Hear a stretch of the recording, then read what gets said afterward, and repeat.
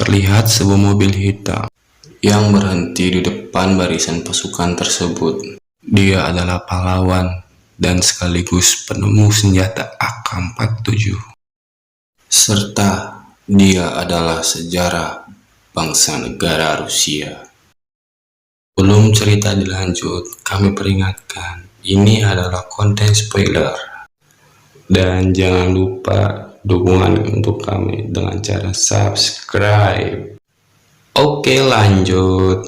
Ini adalah cerita AK-47 Kalashnikov. Terlihat sebuah keluarga yang hidup sangat sederhana.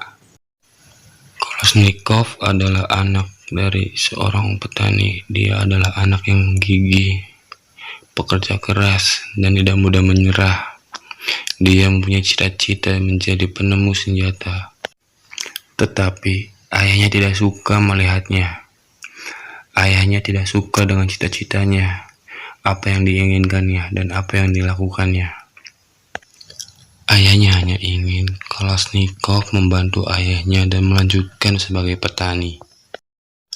Di tengah-tengah pertempuran Jerman melawan Rusia pada tahun 1941, Sersan Kolonel Kalashnikov sudah menjadi besar. Ia menjabat sebagai kepala tank tempur Rusia.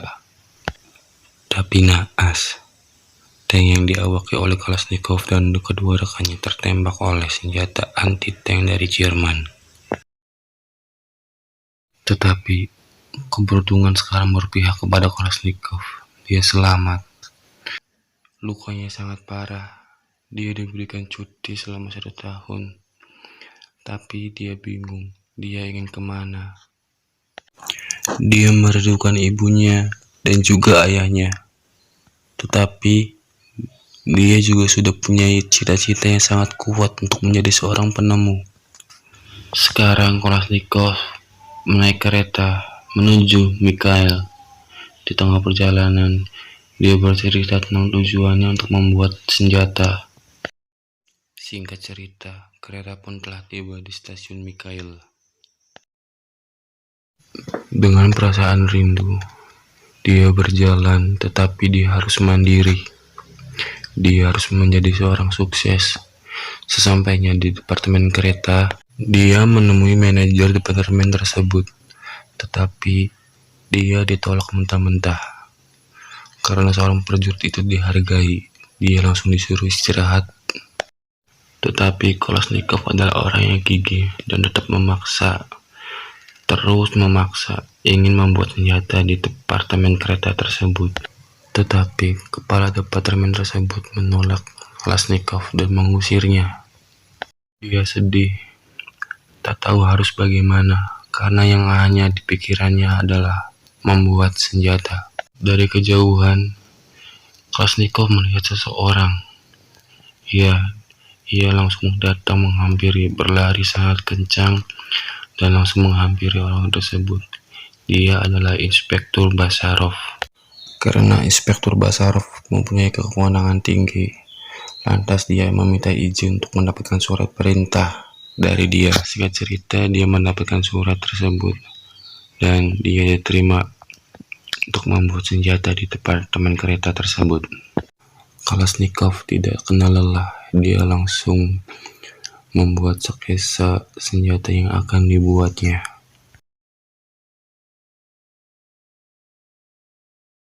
Singkat cerita, Kalashnikov ingin mencari sebuah tenaga untuk membantunya bekerja dalam membuat senjata.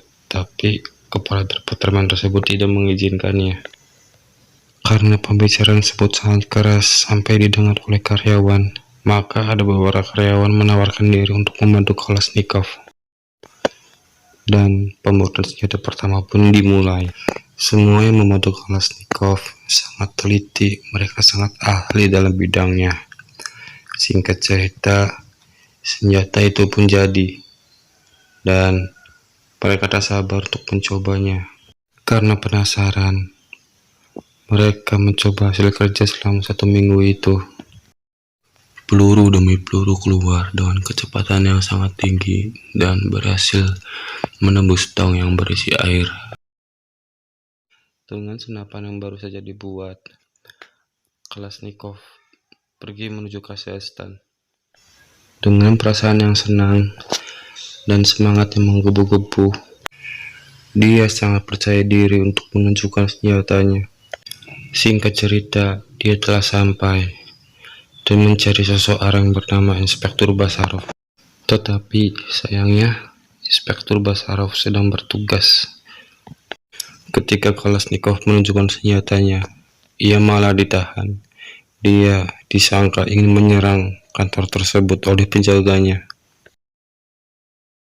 Dia langsung diseret masuk ke dalam ruangan dan dihina-hina. Dia hanya bermimpi sebagai penemu senjata.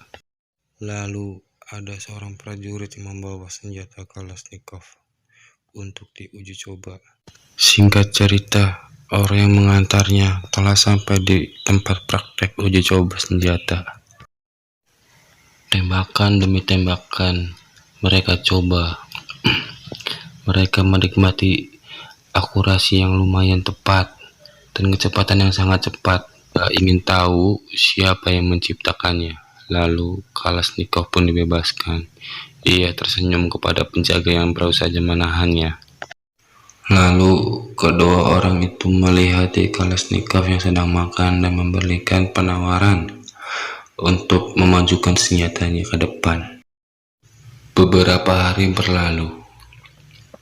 Karena mendengar senjata dari kota Kazakhstan yang dibuat oleh Kalashnikov itu bagus, lalu inspektur ini menyuruh Kalashnikov untuk memperlihatkan senjatanya. Inspektur itu mulai menembakkannya, peluru demi peluru mengenai sasaran, dan terlihat apa yang terjadi. Dan inspektur itu merasa senjata buatan Kalashnikov itu mampu menyaingi yang lainnya. Lalu inspektur itu menyuruh Kalashnikov untuk mengikuti kompetisi untuk pembuatan senjata untuk negaranya. Dan inspektur itu bilang bahwa Kalashnikov pantas dijuluki sebagai orang penemu. Singkat cerita, Kalashnikov pun pergi untuk mengikuti kompetisi tersebut. Di perjalanan, jam demi jam berlalu, pembicaraan silih berganti. Dia memberikan dukungan kepada Kalashnikov, dan Kalashnikov pun juga begitu. Ternyata dia adalah pesaing yang baik dan jujur untuk kompetisi yang ini. Lalu akhirnya mereka pun berteman.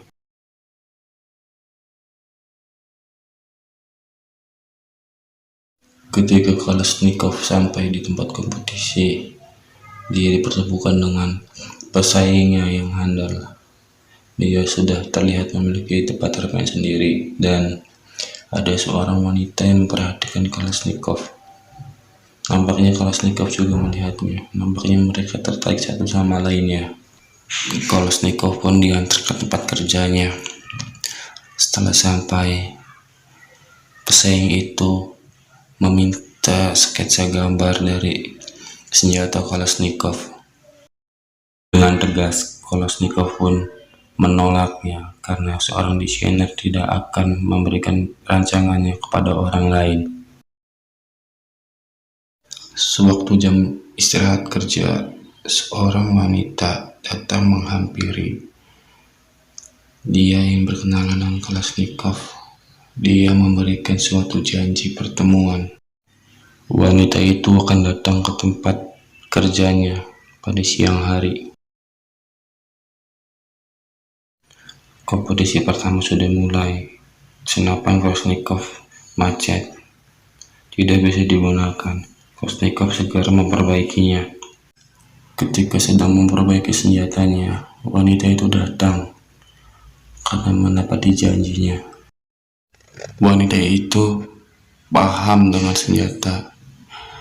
Dia membantu Kalashnikov memperbaiki senjatanya dan mengikuti lanjut kompetisinya. Kompetisi dimulai lagi. Semua prajurit yang ikut memeriksa bidikannya. Dan singkat cerita, kompetisi pun berakhir. Kalashnikov mendapatkan surat pengumuman dan mendapatkan hasil yang sempurna. Kalashnikov melanjuti kompetisi ke tahap kedua. Karena wanita itu membantunya, Krasnovic sangat berterima kasih kepadanya. Dan ketika kompetisi kedua itu berhasil diluluskan, maka dia akan pergi dari kota itu untuk melanjutkan kompetisi lainnya. Tetapi wanita itu ingin ditemani oleh Krasnovic sebelum ia pergi. Jam kerja berlalu. Krasnovic melempari jendela tempat wanita itu bekerja. Dia ingin main ke rumah wanita tersebut. Di perjalanan sudah terlihat mereka saling suka satu sama lainnya, bercanda, bergurau, dan ya mereka jatuh cinta. Kalashnikov pun sampai di rumah wanita tersebut. Karena di luar hujan deras, Kalashnikov menyempatkan waktu ini untuk bercocok tanam.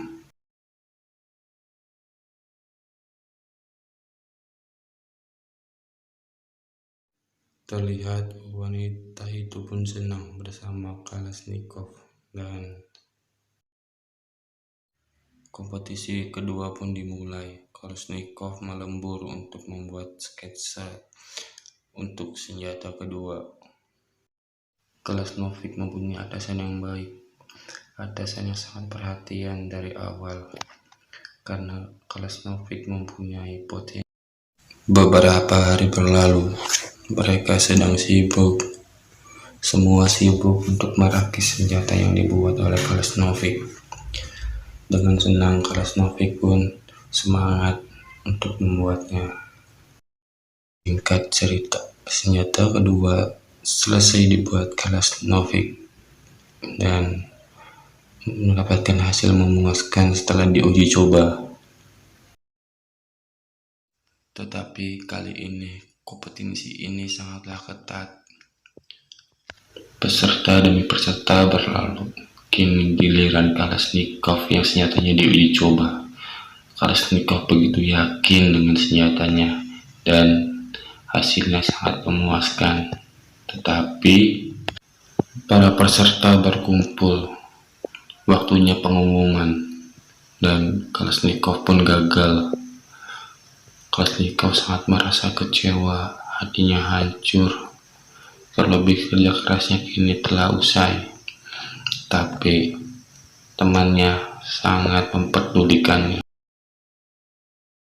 Beberapa hari kemudian, terlihat Inspektur Marshall mengetahui kabar kekalahannya. Tetapi ia berpesan, kekalahan bukan akhir dari segalanya, dan janganlah kau bersedih, tetaplah semangat. Terlihat atasannya sekarang memberi dukungan, dan malahan dia ingin menginvestasikan seluruh hartanya untuk semua karya Kalashnikov, dan mereka pun setuju. Teringat dari pesan Inspektur Marshall, kini hidupnya harus bangkit lagi untuk membuat karya senjata yang lebih bagus. Dan scene berganti. Kalashnikov membaca surat bahwa sekarang negaranya membutuhkan lebih banyak senjata, dan kebahagiaan pun datang.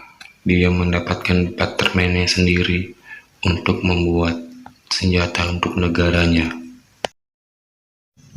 Scene berganti pada saat jamuan makan siang bersama ibu dan wanita itu. Ibu dari wanita tersebut itu khawatir anaknya dipermainkan oleh Kalashnikov, tetapi dia adalah lelaki yang baik. Malah Kalashnikov ingin mengajak menikah wanita tersebut di depan ibunya, dan wanita itu menerima lamarannya. Scene berganti. Di sini terlihat kesibukan Kalashnikov dengan departemen yang barunya. Dia sedang merancang senjata yang ingin dia rancang sejak dulu. Pada saat sibuk-sibuknya, pesaing yang dulu baik dan sering memberi semangat pada Kalashnikov melihat rancangan senjata yang akan dibuat Kalashnikov selanjutnya. Cut cerita, proyeknya dimulai. Kini dia mempunyai seorang asisten yang handal.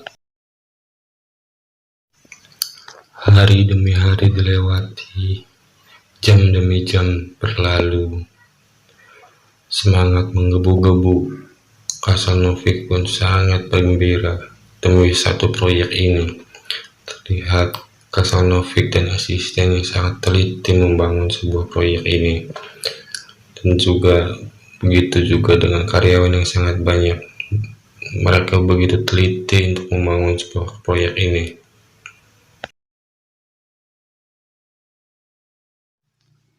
Bermacam senjata sudah dibuat Kasanovic, tetapi inilah senjata yang sangat spesial yang dibuatnya. Ya, dia itu AK-47. Dan sekarang Kasanovic tidak sabar mencobanya, tetapi tempat latihan sudah ada orang yang menepati, dan dia ingin mencobanya di tempat terbuka karena tidak sabar menunggu orang yang sedang latihan. Kasalnikov nekat, dia mencoba senjatanya di luar area. Semua pada melihat, dan Kasalnikov ditangkap dan langsung dibawa ke Inspektur Marsekal. Tetapi keberuntungan baru dimulai untuk hidupnya. Singkat cerita, dia telah sampai. Kini Inspektur Marsekal sudah tua. Dia ingin tahu desain baru untuk negaranya. Marsekal juga mempunyai rasa penasaran yang sangat besar terhadap senjata barunya. Ketika Inspektur Marsekal melihat desainnya, dia sangat tertarik sekali dengan senjata tersebut. Dan Kasanovic diikutkan dalam kompetisi lagi. Terlihat wajah Kasalnikov murung. Dia belum siap senjatanya diikutsertakan sebenarnya. Peserta demi peserta berlalu, semuanya gagal. Kini giliran Kasalnikov, senjata yang handal. Peluru demi peluru ditembakkan dengan tepat. Kecepatan penembakannya sangat cepat, akurasi yang sangat tepat, dan scene pun berganti. Terlihat orang dari kejauhan menembaki ke atas udara, berteriak kemenangan. Speaker pengumuman pun berbunyi, melaporkan kemenangan, dan semua orang berkumpul. Semua merayakan kebahagiaan, bersorak, gembira, tertawa, karena tidak ada lagi peperangan. Scene pun berganti. Terlihat Kasanovic dan Inspektur Marsekal sedang berbicara tentang pengabdian kepada negara dan rindu akan kampung halaman. Kembali ke awal scene, ketika Marsekal sedang berpidato dan memberikan penghargaan atas apa yang diberikan kepada negara oleh Kasanovic. Ia memberikan sebuah AK-47 dan sebuah kemenangan untuk negara Rusia. Dan dia pun diberikan cuti untuk pulang ke rumah ibunya. Dan Kasnikov pun pulang bersama istri dan anaknya. Film pun berakhir.